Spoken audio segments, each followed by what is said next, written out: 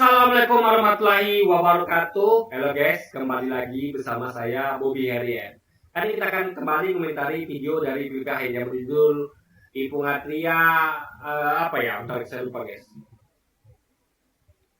Ipung Atria nipu calon mualaf tanpa rasa malu. Kita akan langsung aja tonton videonya, habis itu akan kita komentari guys. Halo teman-teman, berjumpa lagi dengan saya Brother Pil. Kali ini kita akan menanggapi Ipung Atria. Oh, kenapa Anda tidak dibaptis katanya? Iya. Saya jawab, Ustaz. Iya. Loh, saya ini dibaptis setiap hari. Minimal 5 kali sehari. Iya. Saking selalu dekat dengan bangkai, Ipung Atria jadi ikutan gaya bangkai menyebarkan kebohongan. Mungkin sudah menjadi tabiat, jadi susah untuk dirubah. Sebelum kita tanggapi, kita saksikan videonya berikut.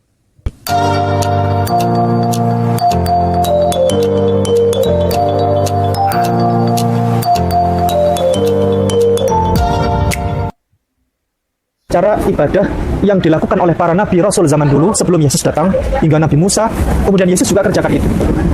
Bagaimana caranya?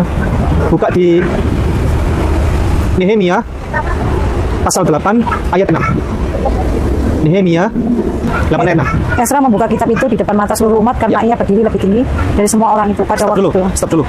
Ezra, begini Bu Melani, yang saya hormati, Ezra membuka kitab itu di depan seluruh umat, di depan semua umat, karena Ezra berdiri lebih tinggi dari umat itu. Berarti Ezra di sini berkedudukan sebagai apa? Ya, pengkhotbah. Dia sedang berkhotbah. Dia bertinggi dia. Dia berdiri lebih tinggi di depan seluruh jemaat. Kemudian lanjut Ibu. Pada waktu ia membuka kitab itu semua orang bangkit berdiri. Ya, pada waktu Ezra masih membuka kitab ini, para jemaah itu, para jemaat umat itu berdiri. Ada satu tata cara peribadatan dalam Islam itu namanya iqamat. Qomat. Allahu Akbar, asyhadu an la ilaha illallah, asyhadu anna Muhammadar Rasulullah. Semua bangkit berdiri jemaah. Pada waktu khutbah masih mau menjelang selesai. Lanjut Ibu, lanjut. Lalu Ezra memuji Tuhan Allah yang Maha Besar dan semua orang menyambut dengan amin amin. Stop dulu. Lalu Ezra menyampaikan dia Allah yang Maha Besar. Allah yang Maha Besar bahasa Arabnya, pernah dengar nggak itu? Apa? Bahasa Arabnya Allah yang Maha Besar. Bahasa Arabnya Allah yang Maha Besar. Kalau dalam Islam itu Allahu Akbar, itu artinya Allah yang Maha Besar. Ezra menyampaikan itu, Allah yang Maha Besar, Allahu Akbar. Lalu di belakangnya menyahut dengan seruan amin. Amin. Aminnya 2 kali karena di belakang itu umatnya banyak sekali. Lanjut lagi. Lalu Ezra memuji Tuhan Allah yang Maha Besar dan semua orang menyambut dengan amin amin sambil mengangkat tangan.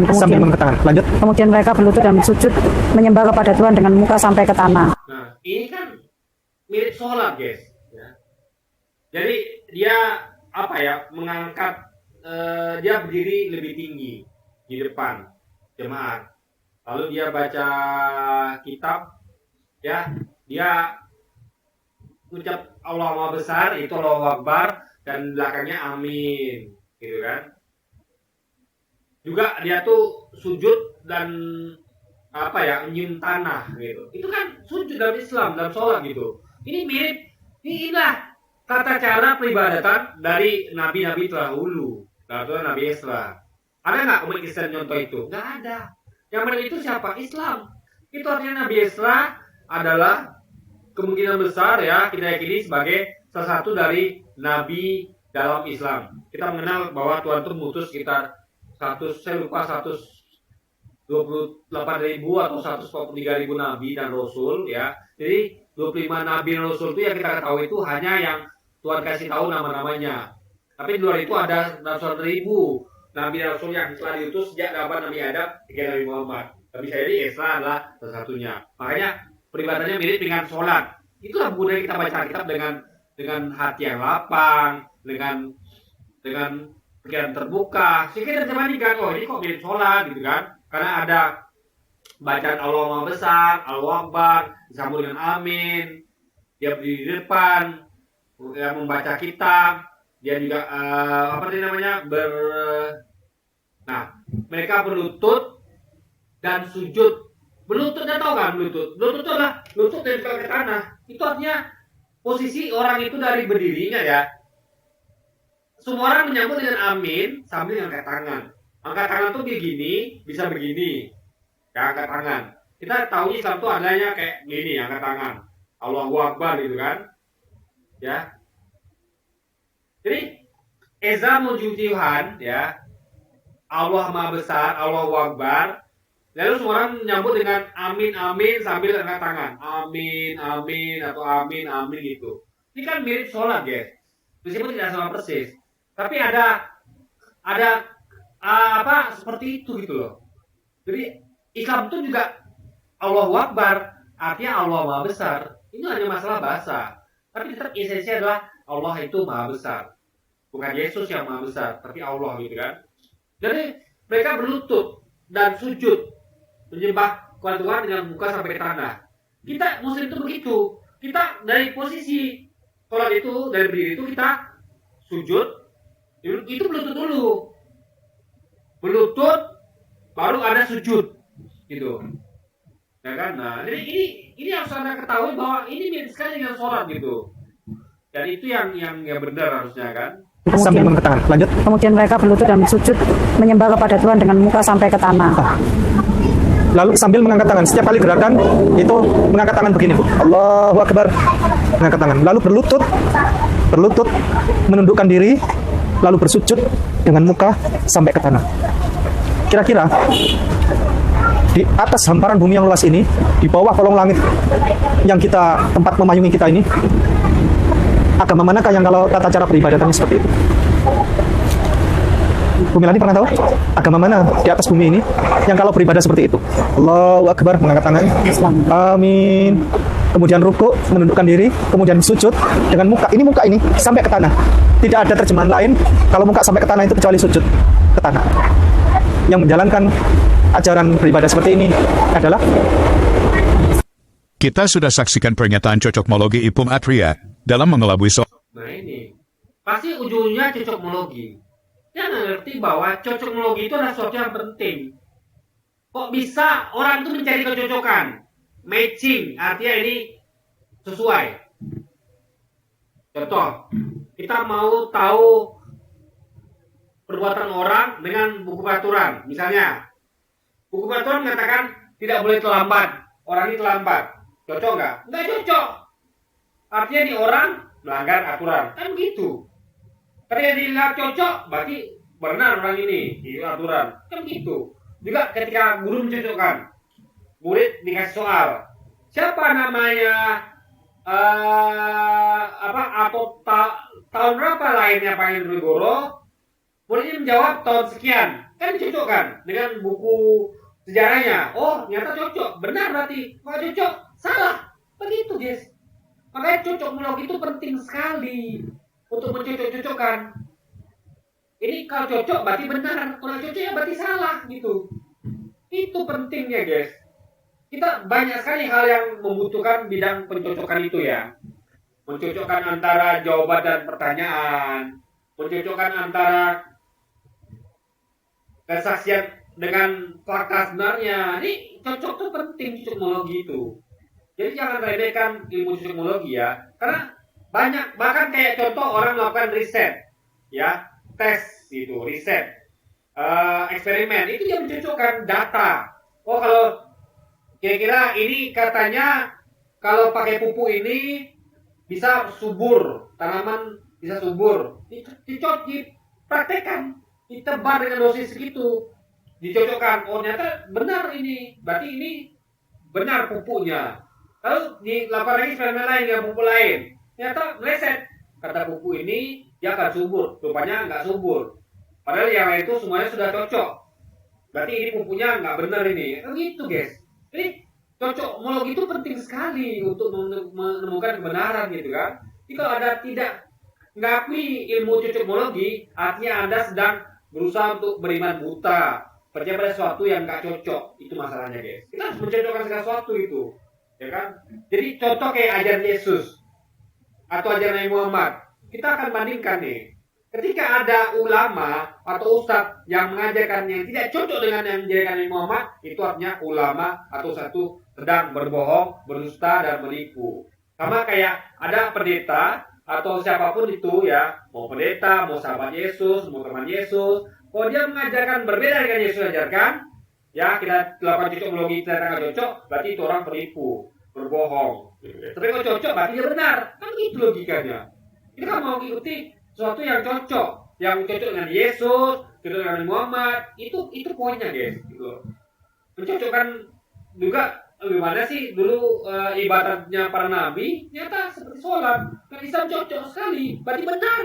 Yang nggak cocok berarti salah, selesai. Itu logika tuh dipakai guys. Jangan ada tuh meremehkan ilmu cosmologi gitu kan. Orang ibu calon mualaf. Dia mengarang cerita persis bangkai yang seakan-akan apa yang dilakukan Nabi Ezra adalah gerakan sholat Itu tidak mengarang bebas, tertulis. Ngarang bebas itu ya tidak tertulis. Dia cuma berasumsi. Ada loh. Menurut saya tuh orang tuh begitu. Itu baru ngarang bebas. Dia mengarang buku dia. Ini buku menurut buku saya yang saya tulis. Itu orang tuh begini. Enggak begitu. Dia kan membaca kitab suci. Bible. Bukti. Tertulis. Gimana bisa dikatakan ngarang bebas? Kalau dia menyampaikan sesuatu yang tertulis di kitab suci Anda, wahai Filipai, artinya kalau ada kata itu dia sedang ngarang bebas, artinya yang sedang ngarang bebas adalah kitab suci Anda. Karena dia hanya membaca apa yang tertulis di kitab suci. Artinya bukan Ipung yang yang ngarang bebas, tapi kitab suci Anda yang ngarang bebas. Kan dia hanya menyampaikan apa yang ditulis tanpa ditambah-tambah dan tanpa dia kurang-kurang guys. Dia hanya melakukan pencocokan gitu kan. jemaah. Padahal sangat jauh panggang dari api. Tapi karena pakai ilmu cocokmologi semua bisa dicocokkan. Karena argumennya sama dengan bangkai, maka Coba ada bandingkan ya, mengangkat tangan. Itu kan sama kayak Allahu Akbar. Ya. Allah Maha Besar, itu Arabnya Allahu Akbar. Bahasa Inggrisnya God Almighty. Berlutut, sujud, apalagi yang nggak cocok coba. Makanya kenapa orang Kristen tidak pernah melakukan hal seperti ini? Nggak cocok gitu. Aneh kan? Ya, nggak cocok ya. Yesus sunat, kok Kristen banyak nggak sunat? Berarti nggak cocok. Kok umat dengan nabinya nggak cocok perbuatannya? Itu ada hal yang aneh guys. Harusnya kan umat mengikuti nabinya. Kok bisa umat itu tidak mengikuti nabinya? Itu masalahnya guys. Katanya nggak punya pengikut. Ternyata perbuatan yang harusnya diikuti tidak diikuti guys. Itu jadi problem besar. Jadi pertanyaan gitu kan harusnya. video jawaban untuk bangkai saya tayangkan kembali untuk menjawab Ipung Atria. Kembali kita melihat Ustadz Kainama menggunakan ilmu cocokmologi. Mari kita baca Nehemia 8 secara keseluruhan agar kita bisa mengerti konteks dan keadaan waktu itu. Mari kita baca Nehemia 8 dari ayat 1. Maka serentak berkumpullah seluruh rakyat di halaman di depan pintu gerbang air. Mereka meminta kepada Ezra, ahli kitab itu, supaya ia membawa kitab Taurat Musa, yakni kitab hukum yang diberikan Tuhan pada Israel. Lalu, pada hari pertama bulan yang ke-7 itu, Imam Ezra membawa kitab Taurat itu ke hadapan jemaah, yakni baik laki-laki maupun perempuan, dan setiap orang yang dapat mendengar dan mengerti. Ia membacakan beberapa bagian daripada kitab itu di halaman di depan pintu gerbang air, dari pagi sampai tengah hari, di hadapan laki-laki dan perempuan, dan semua orang yang dapat mengerti. Dengan penuh perhatian. Ini kan peribadatan. Sama kayak kita tuh sebutnya sebagai kayak sholat sholat minta hujan, sholat sholat tolak bala. Kan kita bukan hanya sholat 5 waktu, kayak sholat subuh, zuhur, asar, maghrib, isya. Beda sholat yang di waktu tertentu yang dikerjakan dengan serentak banyak orang untuk tujuan tertentu, seperti sholat minta hujan, sholat istiqoroh, dan sholat lainnya guys gitu loh. Ini sama seperti itu gitu kan. Ada peristiwa tertentu yang membuat orang ini melakukan ibadah itu. Sama kayak Islam juga begitu. Ada kejadian tertentu yang membuat orang melakukan sholat tertentu gitu kan. Jemaat mendengar pembacaan kitab Taurat itu. Ezra, ahli kitab itu, berdiri di atas mimbar kayu yang dibuat untuk peristiwa itu. Di sisinya, sebelah kanan, berdiri Matika, Sema, Anaya, Uriah, Hilkiah, dan Maseya. Sedang di sebelah kirinya, berdiri Pedaya, Misael, Malkiah, Hasum, Hasbadada, Zakaria, dan Mesulam. Ezra membuka kitab itu di depan mata seluruh umat, karena ia berdiri lebih tinggi dari semua orang itu. Pada waktu ia membuka kitab itu, semua orang bangkit berdiri. Lalu Ezra memuji Tuhan, Allah yang Maha Besar, dan semua orang yang menyambut dengan Amin, Amin, sambil mengangkat tangan. Kemudian mereka berlutut dan sujud menyembah kepada Tuhan. Jadi mereka tuh beribadah, berlutut dan sujud, ngapain? Menyembah kepada Tuhan. Ibadah namanya, guys. Menyembah kepada Tuhan dengan cara apa? Berlutut dan sujud. Bukan nyanyi-nyanyi, bukan joget-joget. Berlutut dan sujud, sholat. Itu poinnya, guys. Dengan muka sampai ke tanah, kan? Dengan muka sampai ke tanah. Oke teman-teman, kita baru saja mendengarkan bacaan dari Nehemia 8 ayat 1 sampai 6 yang tidak dibacakan oleh Ustadz Kainama. Dari beberapa ayat yang kita sudah baca tadi, ada beberapa. Jadi esensi itu yang penting, ya. Apapun peristiwanya, yang jelas itu adanya suatu peribadatan. Untuk apa? Untuk menyembah Tuhan. Itu ibadah. Ibadah itu rangka menyembah Tuhan, guys. Jadi jangan ngeyel gitu kan. Jadi kita tuh bukan ngomong hanya sholat 5 waktu. Kita juga punya sholat-sholat yang di momen-momen kayak ada kekeringan, adanya bencana, adanya kita tuh orang yang meninggal di tempat lain. Itu hal-hal itu juga ada sholatnya gitu. Ada momennya juga, ada peristiwa juga. Yang penting poinnya adalah menyembah Tuhan. Sama kayak Islam, sholat itu menyembah Tuhan. Ya, ada momen 5 kali waktu sehari, ada momen kekeringan dan segala macam, tolak bala, guys, gitu. Sama. Hal yang saya garis bawahi, bahwa kejadian itu bukan terjadi di dalam masjid, tetapi di ayat 1 dikatakan di halaman di depan pintu gerbang. Oke? Iya, yang bukan masalah lokasinya di dalam masjid apa bukan. Kita sholat, Anda lihat, sholat di Monas kemarin, di masjid apa di luar masjid? Di luar masjid. Sholat Idul Fitri, di luar masjid, di tanah lapang. Sholat nggak? Sholat. Ini bukan pada lokasinya, tapi tujuannya apa? Yaitu untuk ibadah, menyembah Tuhan. Menyembah Tuhan itu bisa di mana saja. Bisa di masjid, bisa di tanah lapang, bisa di rumah, di mana saja menyembah Tuhan. Jadi, Pilpayan yang ngerti. Ya kira kalau menyembah Tuhan itu hanya di masjid. Enggak, bro. Enggak begitu. Kalau begitu orang tidak ada yang Idul Fitri sholatnya di masjid. Apa di tanah lapang nggak ada itu. Orang sholat minta hujan di tanah lapang nggak ada. Di Monas nggak ada. Tapi faktanya ada. Itu artinya Pilpayan itu dia tidak pernah ngaji. Sehingga dia tidak tahu kan hal itu gitu kan.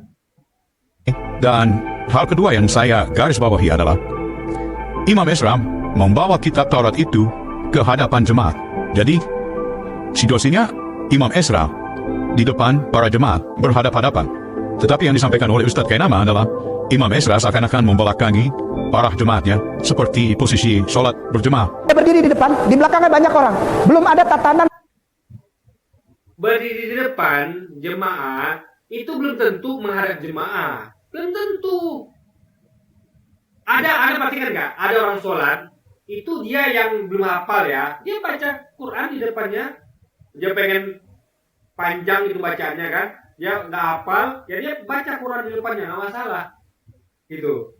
Jadi berdiri di depan tuh tidak membuktikan sesuatu bahwa orang ini adalah sedang menghadap jemaat atau membelakangi jemaat. Nggak ada bukti di situ. Yang penting kita tahu dia tuh berdiri di depan, gitu guys. Bisa menghadap jemaah, bisa membelakangi jemaah, gitu, ya kan? Yang penting jemaah itu berdiri di belakangnya. Ini sama kayak sholat. Semua jemaah itu berdiri di belakang, ya. Atau kayak orang khotbah, itu kan khotbah jemaah itu imamnya di depan, bicara menghadap jemaah gitu. Yang penting berdiri di depan tuh tidak ada bisa membuktikan bahwa dia itu sedang menghadap jemaah. Jangan ngarang ya. Itu namanya ngarang bebas. Coba deh, Anda praktekkan. Saya suruh Anda nih. Coba Anda berdiri di depan jemaah. Anda akan pasti kan tanya, berdirinya menghadap atau membelakangi. Pasti begitu kan? Nah, kalau saya tidak sebut, ya Anda akan berdiri saja gitu. Bingung Anda. Berdirinya nih menghadap apa membelakangi. Makanya itu perlu penjelasan. Tapi faktanya dia pasti adalah dia berdiri di depan jemaah gitu loh. Dan kita nggak tahu itu berdirinya membelakangi atau menghadap. Jangan ada ngarang bebas menghadap, jangan. Bisa jadi juga membelakangi. Tapi faktanya yang bisa ada bantah adalah dia ngangkat tangan, bisa begini, bisa begini, ya. Ngomongnya Allahu Akbar, Allah Maha Besar atau Allah Maha Besar. Dan jemaahnya menyambut dengan sebutan Amin. Dan mereka berlutut dan sujud. Itu dulu yang dibahas poinnya, esensinya itu gitu loh. ya kan? Jadi ada tuh harus bandingkan dengan Kristen kok nggak seperti ini ibadahnya, kok joget-joget yang nyanyi, ini kan nggak nyambung ya, gitu loh. Sholat karena Rasulullah belum lahir. Yang Maha Besar. Ezra menyampaikan itu, Allah yang Maha Besar, Allahu Akbar. Lalu di belakangnya menyahut dengan seruan, Amin. Amin. Aminnya 2 kali karena di belakang itu umatnya banyak sekali. Lanjut lagi, Bu. Oke, hal ketiga yang saya garis bawahi adalah ayat 4, Ezra berdiri di atas mimbar kayu. Ezra berdiri di atas mimbar kayu dan menghadap para jemaat. Dan bukan cuma itu, Ezra tidak berdiri sendiri. Dia berdiri bersama orang-orang lain di sebelah kiri dan di sebelah kanannya, menghadap jemaat. Jadi kalau posisi seperti ini, artinya... Bentar. Ini kita baca nggak ada yang berdiri rame-rame gini nggak ada. Ini kan gambar ya. Coba kita baca ya ayatnya. Mana tadi ya? Ayat tadi mana ya? Nih. Nih ayatnya ya.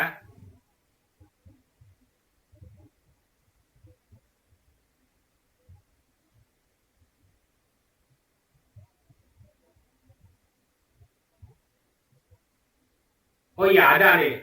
Di sisinya sebelah kanan ada Anaya, Uria, Hegia, Maseya. Berarti ada 1, 2, 3, 4. Sebelah kiri berdiri Pedaya, Misael, Makia, Hasum, Nasbana. Berarti ada 1, 2, 3, 4, 5, 6, 7. Berarti 4 sebelah kanan, 7 sebelah kiri. Ya. Berarti nggak sama persis dengan sholat. Ya. Nggak sama persis dengan sholat. Ya. Tapi intinya guys, yang penting kita tuh melihatnya tuh lebih mirip dengan sholat gitu, ngerti nggak maksudnya? Ya, lebih mirip dengan sholat. Contoh, ada lihat ya, ada pernah nggak nonton video saya lupa itu, Panji Gumilang. Itu kan sholatnya tuh ada imamnya laki-laki, di belakangnya ada wanita dan ini. Itu saya lihat adalah meniru dari peribadatan umat masa lalu gitu, bisa jadi. Jadi di sisi kiri kanan imam itu ada orang lagi. Itu ada perhatikan sholatnya Panji Gumilang, ya, di pesantren Panji Gumilang, ya. Itu memang kalau ajaran imam itu sesat, karena ajaran imam itu tidak seperti itu. Tapi kan umat dahulu bisa jadi seperti itu gitu. Karena ada perubahan dan perubahan itu tidak esensial, ya. Karena esensialnya adalah dia sujud dan berlutut nyembah Tuhan. Itu caranya begitu, ya. Perkara dia tuh di depan imam sendiri atau dia ada didampingi 4-7 orang, itu kan nggak esensial, guys. Ya, yang esensial itu adalah apa yang dilakukan, untuk apa yang dibaca, itu esensi. Esensi itu adalah apa yang dibaca, apa yang dikerjakan gerakannya. Bukan siapa di depan, siapa di belakang, bukan itu esensinya, guys. Karena kita juga mengenal ada sholat sendiri-sendiri kan. Ya, sholat sendirian. Yang penting sholat sendiri juga ada sujud, angkat tangan, Allahu Akbar, amin gitu kan. Itu esensi namanya. Bisa sholat sendirian, bisa sholat jemaah gitu. Kemudian caranya seperti itu. Ada seorang yang didampingi oleh beberapa orang di samping kiri kanannya. Yang penting itu lebih mirip, bandingkan ya, lebih mirip sholat atau dibanding orang-orang yang joget-joget nyanyi di gereja. Mana lebih mirip? Itu poinnya. Kalau orang-orang joget-joget nyanyi di gereja, itu tidak ada dia itu sujud dan lutut, nggak ada dia bilang Allahu Akbar atau Allah Maha Besar, nggak ada puji Tuhan Yesus gitu kan. Ini kan hal yang berbeda, nggak cocok guys, ya. Tidak ada yang kita sebut Allah Maha Besar yang kita dengar. Yang kita dengar adalah Yesus Tuhan kita, Juru Selamat kita gitu kan. Itu poinnya guys. Ya, amin memang ada sama-sama amin gitu. Tapi angkat tangan tuh Pak.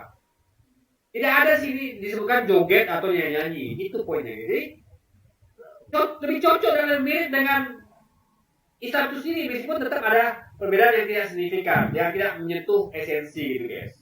Dan itu nggak masalah. Yang penting esensinya cocok gitu kan, yaitu beribadah kepada Tuhan dan dengan cara berlutut, sujud, dan mengatakan Allah Maha Besar dan amin dan angkat tangan guys. Gitu. Zakaria dan Mesulam. Karena Rasulullah belum lahir. Banyak sekali. Ezra berdiri di atas mimbar kayu dan menghadap para jemaat. Dan bukan cuma itu, Ezra tidak berdiri sendiri. Nah ini gambarnya salah ini. Salah di gambarnya. Tadi kita bacain ya, di sisi kanannya, di sisi kirinya. Ini kok ada di belakangnya, ini bapak ini belakangnya. Berarti ini gambar ngawur, guys. Gambarnya ngawur.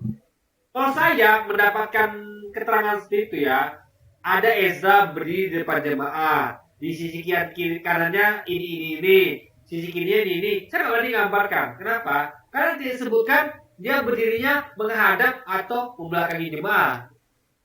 Nggak berani saya gambarkan. Nanti masalah nanti. Kecuali kalau dituliskan detail. Ezra berdiri di depan jemaah, menghadap jemaah. Atau membelakangi jemaah. Ada keterangannya, saya berani menggambarkan. Lalu juga ada keterangan di kanan kirinya ini. Saya berani menggambarkan. Oh ini kan nggak bisa digambarkan, guys. Karena dia tuh berdirinya menghadap atau membelakangi jemaah. Itu masalahnya. Kok bisa diasumsikan menghadap jemaah? Jadi dari gambarnya sudah salah. Kenapa? Ada orang di belakangnya. Itu masalah. Karena di tertulis itu adalah kanan dan kirinya, nggak ada belakangnya. Artinya ini asumsi yang salah, keliru, memaksakan, guys. Yang tertulis itu tidak seperti ini, nggak cocok berarti kan? Nggak cocok apa namanya? Salah. Artinya ini gambar yang salah. Kenapa salah? Karena nggak cocok, maka itu pentingnya mencocokkan. Akhirnya ngomong berdiri di depan, cocok. Apa menghadap? Belum tentu, berarti nggak cocok. Mau gimana digambarkan? Menghadap atau membelakangi? Susah kan? Nggak ada keterangannya. Makanya jangan digambarkan. Kalau dipaksakan pula, ada orang di belakangnya. Lebih nggak cocok lagi. Karena dikatakan tertulis adalah kiri dan kanannya, nggak di belakang. Makanya kita tahu dari gambar ini berarti nggak cocok. Berarti ini gambar salah. Itulah pentingnya mencocokkan. Kalau Anda mencocokkan, Anda akan mendapatkan kebenaran. Ini kita katakan gambar yang salah. Karena tidak cocok dengan apa yang tulis di ayatnya, guys. Itu poinnya. Kalau ada pakai logika ya, yang benar tentunya. Dia berdiri. Kalau pimpanya sih nggak peduli dengan fakta itu. Nggak peduli dia ngasal aja deh, guys. Walaupun gambar yang asli yang tulis ya masa bodoh gitu kan. Bersama orang-orang lain di sebelah kiri dan di sebelah kanannya menghadap jemaah. Jadi kalau posisi seperti ini, artinya dia tidak sedang memimpin sholat, tetapi dia sedang membacakan kitab. Dari beberapa hal ini kita bisa simpulkan bahwa Ustadz Kainama sedang mencocokmologi. Iya, membacakan kitab, tapi ingat, ada angkat tangan, ada bilang Allah Maha Besar, ada sautan amin, ada berlutut dan sujud. Itu harus sampaikan dengan detail gitu loh. Bukan hanya berdiri membaca kitab, enggak. Itu enggak lengkap yang sampaikan itu gitu kan. Peristiwa ini dengan sholat berjemaah yang dilakukan oleh saudara-saudara muslim. Ternyata yang kita baca di dalam Baiknya mungkin tahunya di mana kita tuh muslim itu hanya sholat 5 waktu di masjid. Dia nggak tahu kita juga sholat di Monas, di mana-mana. Saya kalau di tempat yang nggak ada masjid ya saya sholat di Tanah Lapang, ya. Nggak ada masjid gimana dong? Jadi nggak masjid harus sholat itu masjid, guys. Makanya dia harus ngaji biar dia tahu. Dan ada juga sholat momen tertentu ada yang berjemaah rame-rame. Makanya jadi dia nggak pernah nengok orang Islam sholat atau gimana. Dia tahunya mungkin cuma sholat 5 waktu gitu loh. Makanya ngaji biar cerdas gitu kan. Nehemia 8 ayat 1-6. Tidaklah demikian. Oke teman-teman, demikian tanggapan kita terhadap Kibulan Ipung Atria yang dikopi dari. Yang Ipung tuh bukan Ipung Atria, tapi dia. Ipung tuh ngomong sesuai dengan tertulis. Dia tidak. Gambarnya aja ngawur, guys. Kok ada orang di belakang gitu kan? Dan gambarnya tidak ada digambarkan di situ. Angkat tangannya mana? Ngomong Allah Maha Besarnya mana? Bilang aminnya mana? Lutut sujudnya mana? Itu gambarnya nggak lengkap. Dan gambarnya pun salah ngawur gitu kan. Bangkai. Semoga menambah informasi teman-teman. Terima kasih untuk dukungannya.